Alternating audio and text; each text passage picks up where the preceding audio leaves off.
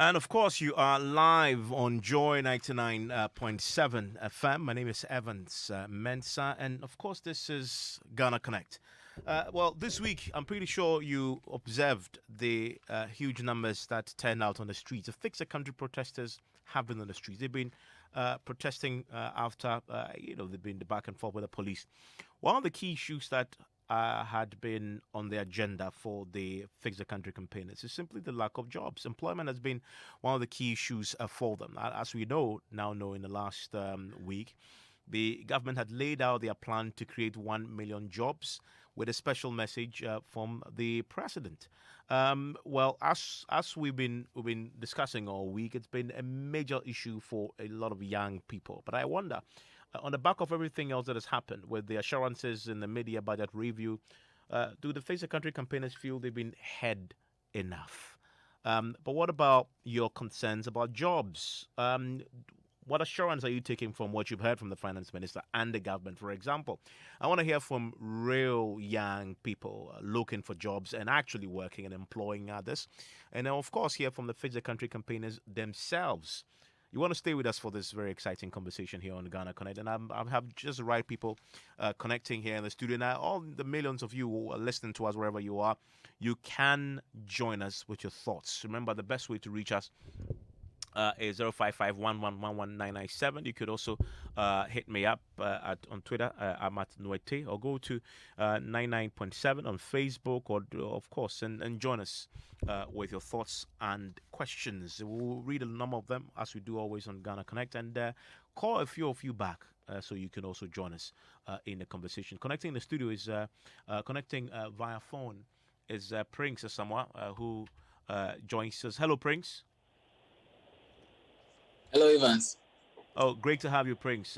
Also, Sarah. Sarah is a Kenyan youth activist. Hello, Sarah.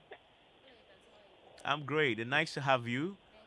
Nice to have you, Sarah. Also, Niai is with the Fix the Country movement. Hello, Ni. Yes, good evening. Grateful Ni. Ijaya Wengsia is with the Youth Employment Agency. Also connects with us. Hello, Ja. Okay, we'll get him on very shortly. But listen, I want to start with you, Ni, because you were I'm assuming that you were on the streets on Wednesday. Hello, Ni. Yes, yeah, I can hear you. I'm assuming Could you you were on the could you streets ask on again? Wednesday. You were on the streets on Wednesday, Ni. Yes, I was. Okay, I great. was. I mean, so tell me. I mean, so it's been nearly 2 days since that protest unfolded on the Yeah. streets. Do you feel that you've been had enough now? Um. Well, greetings to your audience out there, and as to whether we've been heard enough. Well, I'm sure the message has been sent out really clearly. I'd like to set this thing out that the message was intended for the youth of Ghana. So it was not an attack on any administration, on any government. It was actually a message that was intended for the youth. And I think with the turnout on Wednesday, it shows our message was well received by the youth. So yes, I think we were heard by those who we intended that message for. Okay. So let's so you were heard. Does it mean that there is when you say those? Let's clarify who exactly Mm. are these? Like I said, the youth. Our message was actually out to the youth. It was the message that was trying to get them to get active in national issues. That they had to. It was their interest to be concerned with what is happening in the country and to register that displeasure. So that was the main focus for our message. That those were the targets that we sent our message out to. And it was not an attack on any administration, on any government. No. I mean, but fundamentally, Yeah. but everybody came to that, and I saw the various plaques right there. The whole host of issues that people have that needs fixing. I mean, to Mm. borrow the Face the Country term. For the purpose of this conversation, I want to isolate the question about jobs because if you talk to many young people, one of the Mm. main concern is that. Tell me, to what extent has that played into to galvanizing this movement that finally hit the streets on Wednesday? Um, your line keeps breaking. Could you repeat the last part of the question? So I'm just saying that the jobs. To what extent Yes. has that sort of fueled this movement that we saw manifest on the streets on Wednesday? Mm. Hello. Okay, I'm assuming you can help me. We'll try and fix that. But I want to bring my other connectors in in now on that subject. Let me bring you in, Sarah. So, Sarah, we see that the youth they hit the streets. I mean, there's a lot of placards about jobs, and you are a youth activist. How much of a problem is that? How much of a problem is the youth unemployment, the lack of jobs issue from all the work that you do in this space? Very sad state of affairs, not just in Ghana, but across the continent. In Kenya, I mean, today, let me just start with Kenya. The unemployment rate is all the way up to 42, 43%. And right now, looking at the stats, at COVID, I was looking at some stats that for every 10 people walking in the streets, 6 of them don't have jobs because of COVID, are unemployed, So it's a sad state of affairs. And when you see youth saying, okay, we've had it to here, and we can't take it anymore, we have to gather and send one message. We have to send a message that we can't take this anymore and speak to our leaders. I think it's about time the government really realizes, as you say, you're building 1 million jobs. Who are getting these jobs? When you say that you have been able to reduce or at least provide jobs, who exactly are these? So it's important that even as a government, even as we, and also sometimes there are some things that the government will have, like there's some funds here and there. If you can come with your ideas, I know with the youth ministry, if you have something like that, but are the youth even aware of these opportunities? How well have we been able to do public education for some of these opportunities that as the government has? So it's very important that the government really listens to the youth. They should have been there. As a matter of fact, they should have been there and say, okay, whether it's a youth ministry or whichever body that is responsible, and say, okay, we have had your issues. So now you find the youth, probably they were there. Nobody even from the government probably will come to even listen to you and say, okay, we have heard. Have you submitted your proposals? We have heard and we will respond, or something like that. Sometimes you find it's just the youth out there in the streets. You just go and speak. The media comes. It's only the media that will be concerned, but they won't even come.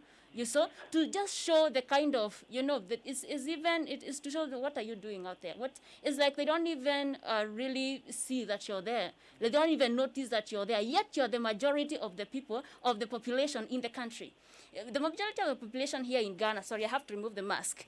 The majority of youth of the population here in Ghana is the youth, and so is the African continent. About 70% of the population in this continent is the youth. So when you don't even come and hear us out, when we are out there crying because we have been disillusioned, we have been frustrated by the government of the day, then what are you telling us? There's no one to look up to. And that's why you have youth ending up doing all sorts of things out there, engaging in crime and petty theft and all that. It's such disillusionment, I really hope that there was somebody out there who came from the government who actually came and listened. Okay, to the people. I mean, Ni, I think you want to say something? To your question you asked about the finance minister's promise. No, not that yet. I was just asking you. I mean, just from what Sarah was talking about, I was asking about the jobs and how the lack of it has fueled the movement that we saw manifest on the streets on Wednesday. How big a deal is that for Fix the Country campaigners like yourself? I think it was one of the major campaign points we raised, the issue of unemployment. It's actually a national security issue, and we're hoping that the current administration would have taken it very seriously to look into it. We have warnings of threats of political instability around West Africa, and recently there was a red alert that said some terrorist groups have tried to infiltrate the country, and like it's been said, the devil finds job for idle hands. So if we don't actually look at the unemployment situation and take very serious measures to clamp down on that issue, we're looking at a very major national security issue here. One of the things is that, like my sister was saying, the youth actually form a very huge majority in the country. Statistics show between the ages of 16 and 35, we have some 12 million strong, able-bodied youth. And if we're not able to create opportunities that can absorb them into the job market or the labor market, I mean, that becomes a very, very serious issue. So it was one of the key points we campaigned against. And people have sort of asked, okay, I mean, they said there have been promises or initiatives taken by the government towards, fixing that problem. But again, we've had so many promises in this country. We've had so many of them, plenty of them. I mean, you really can't take those making the promises seriously right now, because we want to see concrete steps being taken, not just empty promises. I'm sorry. And Sarah makes a point about Yeah. So it was key. On that subject though, on Wednesday, do you feel because of course the jobs will have to be created by somebody, either government creating it directly or creating an environment for that to happen. Do you feel that the government has heard you, or is hearing you, or is paying attention to these concerns that you expressed? Like I'm saying, the only proof that our message has been heard by the government and that it is really committed to doing something on the problem will be the policies or the initiatives that are passed going forward. The promises, like I said, we've had so many promises. It's difficult to take any empty promise seriously. We want to see concrete steps being taken. And you see, the issue of unemployment is a very interesting one in that it's interrelated with other factors. If you give me a few seconds, I can run through a few of them. So fixing unemployment, you have to first look at your energy generation capacity and make sure it is a sustainable energy source. Next, you have to look at the skill set of the labor force. So that will have to touch on education. Apart from that, you have to look at the road network because you have to connect the industries to the markets, and that will be the purpose of the roads. Now, we've seen a focus on the road networks, but it's very difficult to see where they connect industry to the markets. It's as if we are focusing on building roads just for the comfort of riding comfortably. That doesn't actually go to increase productivity. So like I said, the road network is actually supposed to connect the industries to the markets. So that's the third factor we're supposed to look at. So fixing unemployment in itself touches on three other sectors, but most importantly, you have to look at the health sector too, because you can't have weak or inefficient workers. Your workers are supposed to be strong and energetic, so you should have a robust health service that can take care of your workers. So these four main points are interconnected with unemployment. So it's not just about saying, oh, we're going to create 1 million jobs. No, you have to look at these four factors that I have mentioned and see how that is going to be roped into the general plan.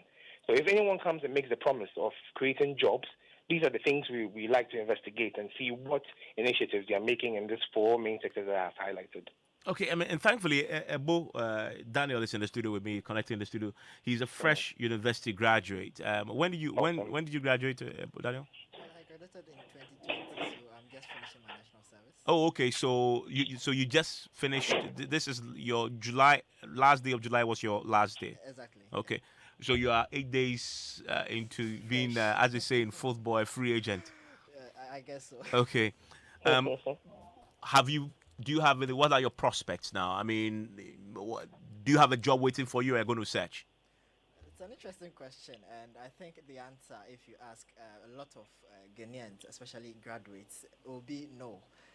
A lot of them are uncertain, like myself, and usually now the norm has been that after school, because there are no jobs, you'd have to look at furthering your education as compared to years ago when I've spoken to elderly people who tell you that there were times when even before you completed the university, you have companies fighting for you. But now your first class does not mean anything unless you may want to further your education. And if You have a first class?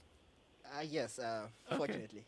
No, but be bold about it. Like, yes, but it's a first class. You have a first class, Yes, okay? I graduated the first class, a very good GPA. But like you mentioned, there are no prospects as I cast my mind into the future.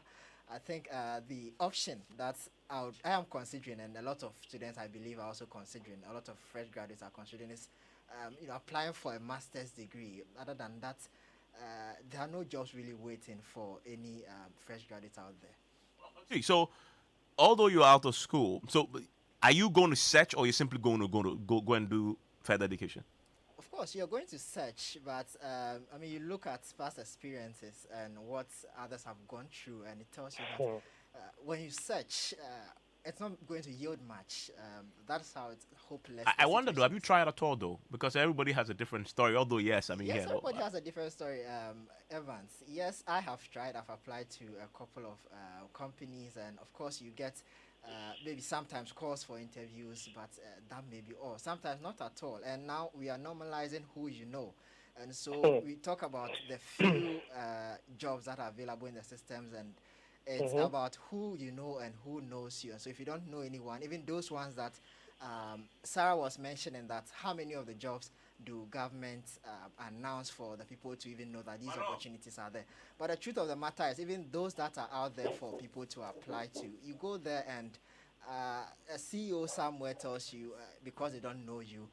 I mean, they may not say directly to you, but because of due to their actions, you get to realize that because you are not highly connected or highly placed, you may not get that particular job. So that's a bit hopeless in that sense. I see. Very, very interesting perspective there. I'll come back to you and ask the government had laid out a plan to create 1 million jobs. Okay, what do you make of that? I'll come back to you shortly, but I want to bring in Prince. Prince is also runs his youth activist, but also runs his own business. Hello, Prince. I, Hello, Prince. am I audible? Yeah, Hello, I Evans, can am hear I you. audible? I can hear you. I mean, I'm told that you're an entrepreneur. You employ yourself and you possibly employ others. Yes, fortunately for me, and my contribution on this topic is quite linked to that. For me in the private sector, what's very important to me is incentives. Incentives are very important to me because for me, if I want to enter any endeavor, add anything to my product, and I have a product, or myself and a few other young people, we've come together with a product that allows everyday people invest in farmers. One thing that we always look out for is the incentive. So why would somebody want to do this? That's something that governments typically don't have. So for a lot of, you need to constantly push them. The reason why I love this fix the country process so much. So if you are on platforms like this and you speak as somebody who has started a business, being able to employ other people, then you become somebody that government uses as an example to shut others up. Say, oh, look, somebody did it. Why is everybody not doing it? And that has become a very, very, very big problem because governments typically don't have any incentive to fix anything for anybody. Let me give a very short example here. So one thing that we are doing as a business is we are trying to bring on board lots and lots of young people who have phones, who are doing all kinds of things and are very, very knowledgeable to help this industry. When we started our business, we realized that a lot of people are actually interested in investing in Ghana. People from outside are very, very interested in investing in Ghana. The challenge is with structure. So I liked what Me said about things like energy and roads.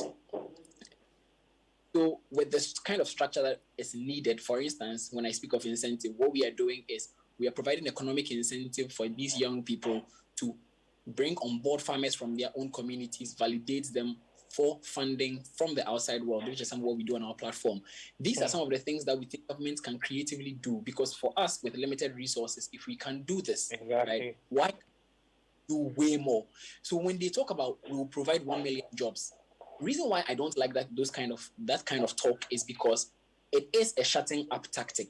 It's just the same shutting up tactic. Like, oh, if you say you want us to fix the country, what should we fix?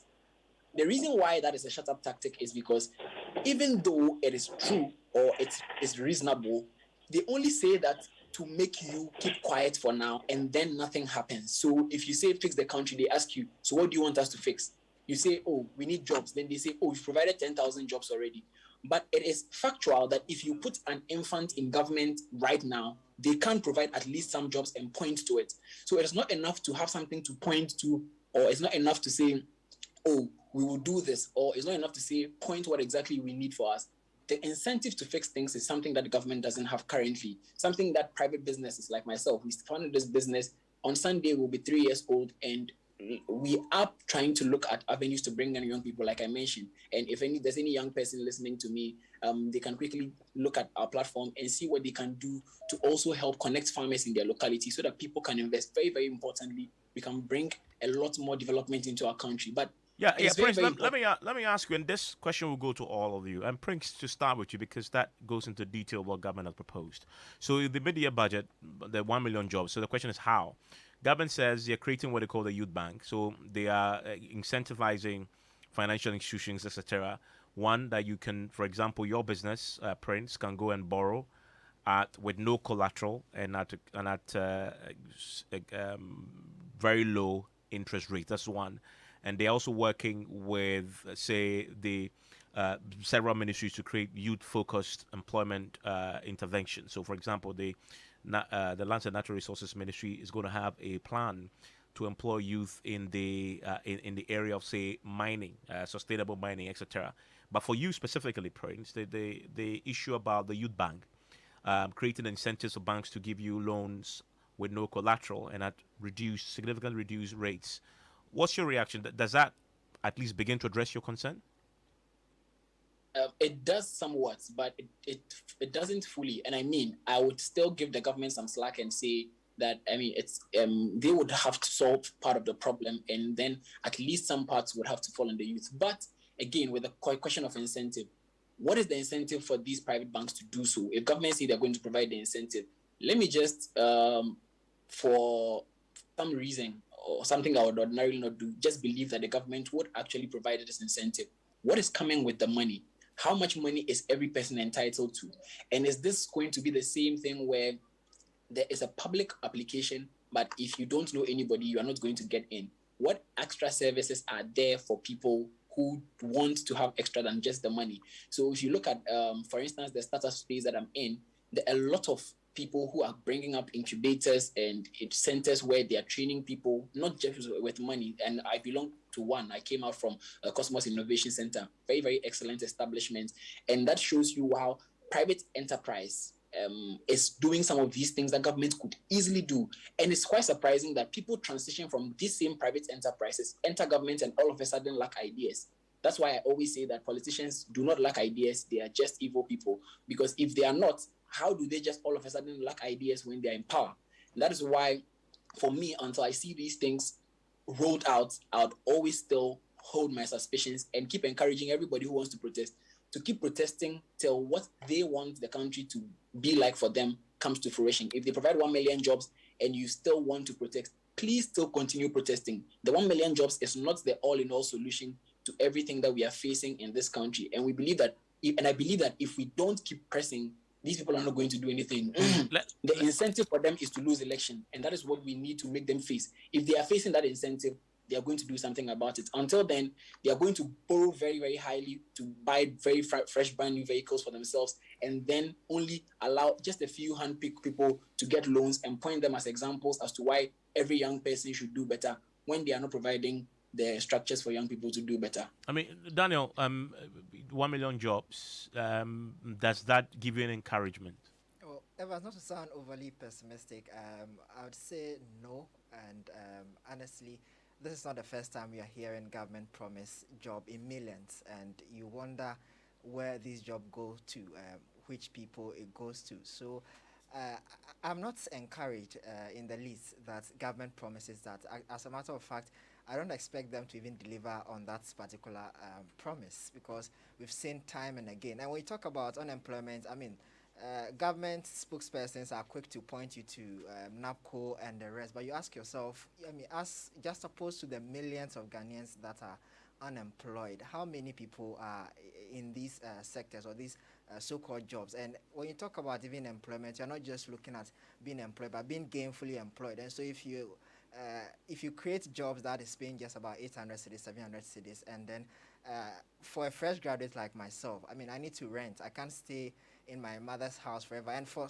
people who are not fortunate to have, I mean, you don't stay in your mother's house. I don't. I mean, personally, I don't. But I mean, for people who are not fortunate enough to have parents who own their own houses, so you mean you may have to rent on your own. Now, if you take your rent out, how much you spend on commuting to and from that particular workplace, I mean, how much is left? Let me ask you the question then. What kind of job are you looking at? Are you creating one for yourself, an entrepreneur, or you want to be white, and I mean, as you say, an office worker? I would want to be an office worker, yes. But I know a lot of people, we keep talking about entrepreneurship. Yes, it is good, but not all of us can enter that space. So I mean, of course, that's well noted. I mean, on the subject of the specifics, how government had laid out the plan, creating a youth bank, giving loans, creating incentives, creating specific vehicles like the lands and natural resources targeting youth for mining. What's your take on that?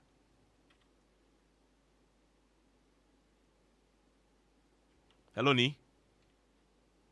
Okay, I mean, I'll get Nee back, but let me go to Sarah. Sarah is with me in the studio. Sarah, I wonder in Kenya, how so here we are seeing the protests right on the streets. Yes. You say the problem is same. How is the youth there dealing with it with the challenges you outlined? Are they also taking a similar approach, or there's a different tactic there? Of course, at some point, there are some things that as youth we've had to take to the streets and really protest and really say, these are our non-negotiables, you know. We call them irreducible minimums. If we do not get this, then, a certain thing, we'll take it to another level. Of course, we've had those moments, but at this time, and sometimes you also look at things and say, okay, now what can I do? Where we have protested, sometimes you do everything and still nothing works. Yeah, you take to Twitter, you take to the streets, you do a proposal to Parliament, you go to your MP, and still nothing works. And you have to go back to the house and feed yourself, feed your little family that you're trying to build, or even send something home. So it gets to a point where we say, okay, what can I do now with what I have, where I am, to be able to make a change, and so that I can provide for myself? How can I take initiative? I was saying somewhere this morning that if for me to pass or to get to the bus stop, getting from my house, I have to jump through sewage. How can I contribute? How can I change that situation there, and right there be able to find bread for me? So for me, I think we've gotten to the point where we are asking ourselves, we've complained a lot, and now we say, okay, I'll now try and see what I can do. And with what I have, with the knowledge and skills that I have, I will now go back. And this is what I am saying. Some of us, we are beating the streets of Accra. We are every day to go and look for, and it is good. Let us look for those job opportunities. It is good. But some of us, you've done it for so long, 3, 5 years, yet you have a lot of land in your home. Your parents have a lot of land that is wasting, and they don't have the energy. Go back. We have some of them we're now going back to agriculture. You see, now when the technology came, IT and all that, all of us, we want to be digital and everything, so we are doing, and then you don't get the job, yeah? You have your degree in IT, you still don't have the job. So we are now going back to agriculture, okay, I have some land. My father can lend me some land. I can plant cabbage, I can plant tomato and sell, and, so that's one way that we are really handling this, this situation. Let me, Daniel, what's your reaction to that? Well, of course, you'd say there are some opportunities in society with regards to entrepreneurship that youth can take up. And I don't disagree entirely with her. But just like she mentioned, there was a point in time when ICT was the talk of town. Everybody needed to enter into ICT, and we thought you were going to be employed by that. And now we are witnessing the same situation where not a lot of people are getting even jobs with ICT certificates. And so, yes, entrepreneurship may employ a lot of people to some extent, but first of all, if you don't even have the capital to begin with, how do you start something with no support at all? And so he says that there's a lot of land in your village. Just go to your village and get the family to set you off. But it's not as easy as that. You may have to go to a lot of processes to be able to even acquire a land to farm. And you don't farm just by the land. You need money to be able to, if you want to farm on a large scale, you need money to be able to do that. So it all boils down to having something to support you at the end of the day, or at the start, you need something to support you. And if you are not gainfully employed, how do you do that? I think entrepreneurship better strives when you have enough capital or support. And so if you start... But government says they're creating that support for you. When the youth bank is set up, you can have access to that bank. When is that going to come into force? When are you going to see that? And are they actually going to do that? How many people are going to benefit from that? Well, the target is 1 million. That's the target. 1 million as people. Against the millions of other people who are unemployed. So, yes. What do you say to those who say Daniel is just making excuses, that every turn you have an excuse why it can be done, but you should rather also look at what can I do with the little that is available? I wouldn't call them just excuses. It's from experience of promises from government, etc., etc. So, if there are other alternatives, why not? But I think it goes just beyond government coming out to say this. And I like what the other gentleman said, that it was just to silence the protesters that, well, you were crying out for something, and so we made a statement that we're going to provide 1 million jobs for you.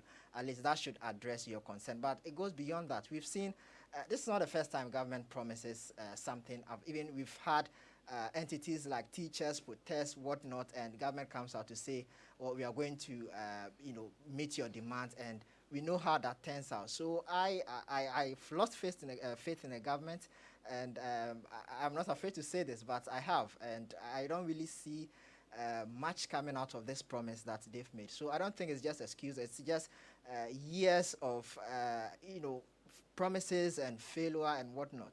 Okay, you just got out of school, national service. There's somebody who has been out of school for a while. He's been applying to. I want to bring him in, connect with him, get his thoughts on this.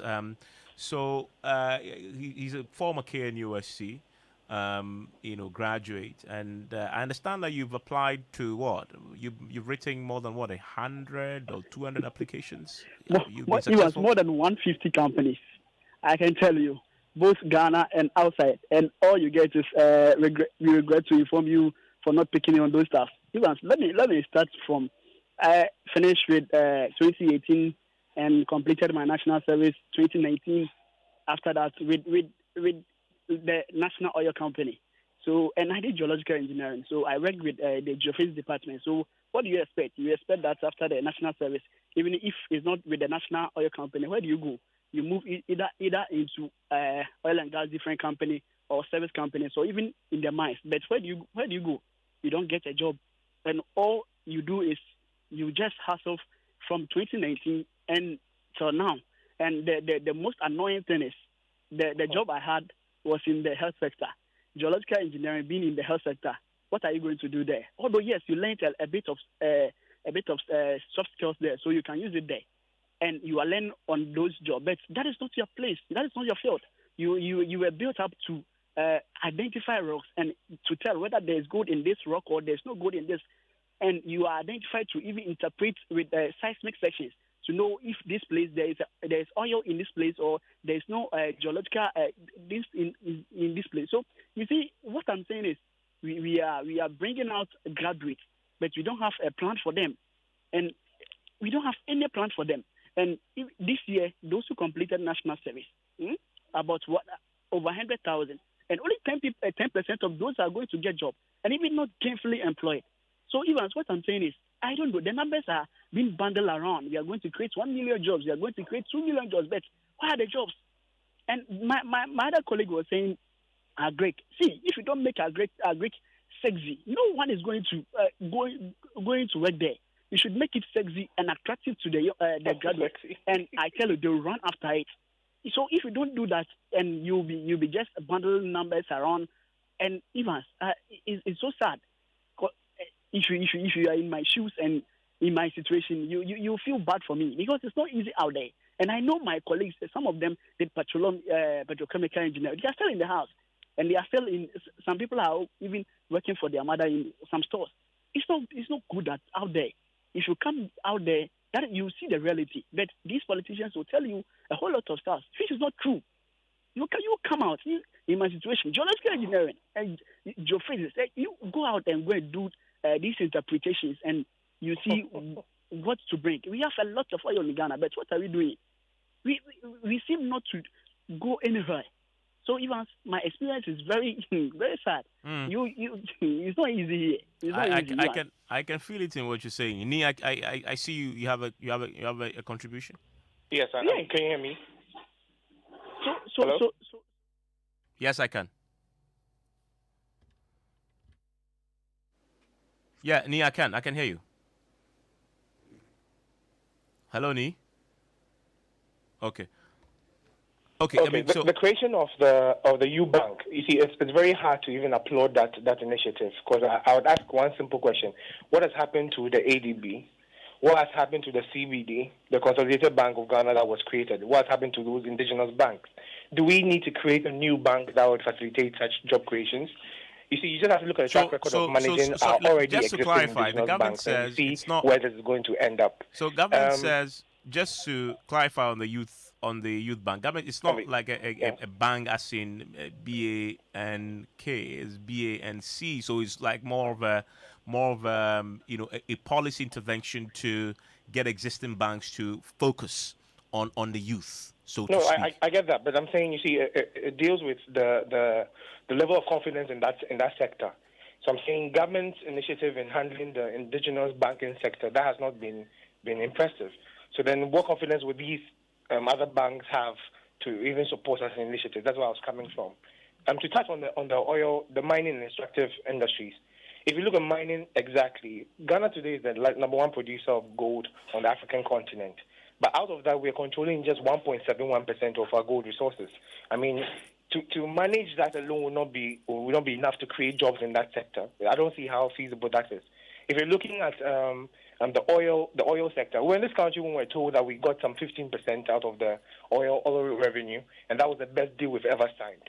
And to have 15% controlling power, how many jobs can you create within that field to absorb the numbers of youth we're having today? You see, you just have to look at the track record of things that have been happening not too long ago, and it's very difficult for you to have faith in these promises we are hearing. It makes it very difficult. But like my colleagues have said, you see, the youth are becoming very discerning. We can read between the lines, and we're very analytical about some of these things that come out. So we won't just swallow empty promises just because you said them. No, we'd like to see how feasible they are, how quickly and how efficiently you can implement them, and how it can or solve our problems. But as it stands, I see these things to just be political promises. I mean, the very fact that they had to wait for us to come out and demand that the country is fixed, which implies that they didn't see anything wrong with the state of affairs. That alone shows how disconnected or how distant they are with the people. They're not in touch with the people at all. That alone is testimony to that fact. So it's really difficult to see how they can turn around and try preferring certain solutions as if that's going to work. It's really full of doubt. Okay, I mean, so I want to now bring in a few of you listening to us on social media who'll be joining us with your thoughts on this, so we can expand the conversation a bit more. I mean, I'm interested to hear your thoughts on this all-important matter for the young when it comes to jobs.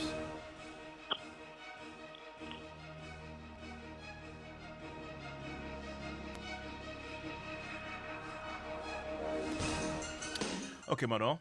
Yes, so Evans, a lot of the comments that are coming on our WhatsApp console have been focused on job creation and availability of job. This one says, "Good evening, Evans. The unemployment issue is very serious. It's not easy. I graduated from Legon 2011 with political science first class. 3 years down the line, no job. I thought to myself, maybe if it was accounting degree, I would have gotten a job. I struggled to enroll on ACCA in 2014. Did self-study and completed in 2018. Now I am a first-class degree holder, ACCA chartered accountant, but on NAPCO." Okay, so NAPCO has given him job to do, but I guess the challenge with NAPCO is what happens when you exit the program. That becomes an issue. But at least he's on NAPCO. He gets something. I mean, Daniel, what's your reaction to that? I mean, it's sad, Evans, to listen to some of these stories. Someone with a first-class degree and accounting, chartered accountant, NAPCO, how much do they even pay them?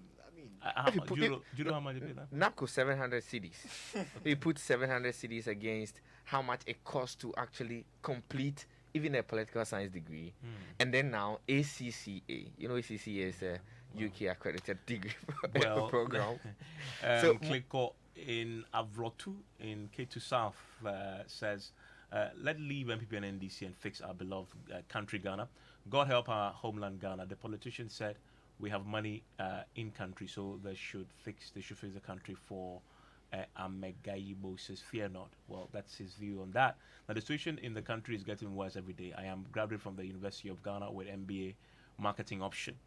Completed in 2019, and up till now, no employment. I set up a logistics services company, but the system is frustrating me. I had to pay a lot of money before getting the certificate to operate. When you try to set up a company as a graduate, the fees will discourage you. More comments and messages. Fix the country demonstration was about President Akufo-Addo's government and nothing else, because he promised the youth of Ghana jobs prior to his ascension into the highest office of the country.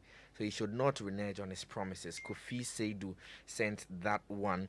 On Facebook, Tara says, "The government has really disappointed the youth, and they pretend as if they have created jobs, but nothing exists. They use NAPCO as care of with their 700 Ghana cedis salary. We, the youth, will rise and kick them out if they don't sit up. The youth are suffering to the core." And so much about the same chorus resonating across the messages that we are getting, people sharing their experiences with their search and hunt for jobs. Evans. And let me go quick round to my connectors. Let me start with Sarah. So Sarah, Yes. what now? So we've seen the protests, we've seen the agitation, we've seen government attempting to address it with interventions. So what would you recommend? What now? I mean, I guess from what I've heard, the conversation is let's see first before we can believe all almost. But what would you say is I think there are several things at this point. And as we speak about all of the youth bank and all that, I think even as we speak about giving youth, incentivizing youth with some laws, for your startup and for your idea, for your small business here and there, the first thing that as government we must do, or the youth bank, I think it's the government, is really sensitize. First of all, equip them with some skills. You don't just give somebody money without the financial management skills. What are you doing, Because that's why he was saying that to just go and buy cars and say, well, okay, I have money. I've never seen this kind of money, so what do? I just buy a car. So I think as the government, as we try and do that, I know, and I really want to commend government. Sometimes they try, but I think that public education needs to be done, and also equip you with the right skills, even personal development skills, self-efficacy skills. It's good to train them. You don't just give somebody money like that, yeah? And then the other thing, that's what the governments might do. But also for the youth, I think it's important. Once you have done everything, and this is what I was saying, you have taken to the streets, you have taken to Twitter, you have taken everywhere, you have applied 100 places and you haven't gotten. It's about time we have a paradigm shift and say, okay, is there just one way to succeed in life? Must I really look for work for me to succeed in life? What else can I do? And that's why I was thinking, can I sell eggs, or what can I do? Can I start building? Let me tell you, entrepreneurship is a mindset. And that conversation sometimes we usually have, that not everybody can be an entrepreneur. You are what you think. Really, you can't create yourself. And it's good to learn some skills here and there. Everything is learned. Let me tell you, even this guy of Microsoft, he was not an entrepreneur when he was locking himself, Bill Gates. When he locked himself, or let me use Mark Zuckerberg because he's youth. He was not an entrepreneur when he locked himself in a dormitory room for 3 or so weeks or months and came up with an application like Facebook. He was not an entrepreneur. He was just trying to do something with the kind of knowledge and skills that he had. And today he's an entrepreneur, really. And then he's had to work on himself to be able to get the skills to run such a big, business. Yeah. So I really want to encourage youth out there, please. You have done everything. You have taken to the streets. You have applied so much. Now we need a paradigm shift. We must rethink how else. Let me tell you, and I was speaking about this in a youth conference we had today. And I was saying the first time I went to Rwanda, I come from Kenya. And even here in Ghana, on the roads, you keep left, right? Left, yeah. We keep left on the roads. Yeah. But when I went to Rwanda, I was asking myself, what is wrong with this country? But the thing is, something was wrong with my thinking, because I could see on the roads, they keep right. And I'm saying, even when we enter the vehicle, we are entering on which side, yeah? But when I look at that, I started realizing, okay, so what is right in Kenya is wrong in Rwanda. And what is right in Rwanda is wrong in Kenya. So there are other ways to succeed. There are other ways I can do something and succeed, and I don't have to just, my mind is focused on something. I must get a job. If I don't get a job on this degree, I go and get another degree so that I get employed somewhere. We'll be very frustrated. Yeah, let me be very disillusioned. Let me wrap up with Daniel and see. Daniel, so what did you study again? Political science and Russian. Okay, well, so there you have it. You say your way out is to go and do your master's. It looks like it. But you can't school forever. So you eventually have to maximum 2 years, or you want to go and do PhD 2 after that. Because you believe in people do that, and that's why you're having a lot of people wanting to leave the country for greener pastures. So is it that your hope is that you want to go and do your further education outside the country?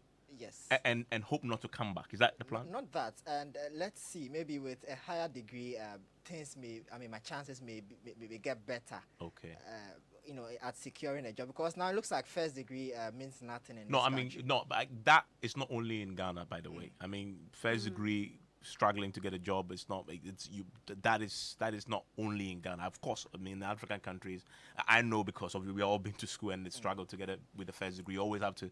So I get that. I mean, so your plan is to do it. And come back and hopefully having upgraded, then you hope that would improve your chances. Yeah, exactly. If that doesn't work, would you take Sarah's advice? I guess. Okay, I like that. Okay, listen, gentlemen and lady, thanks for connecting, all of you, and those who send us messages on this. This is a conversation that will continue because jobs is always an important one for the youth. Of course, watch out for the interventions and test it, and see. I mean, would you even attempt to test it at all, Daniel? If the youth bank is established, would you attempt to test it and see if if it works? Just call their bluff. Okay. Okay, you test it. Okay. Oh, listen. Thank you very much, and enjoy the rest of your evening.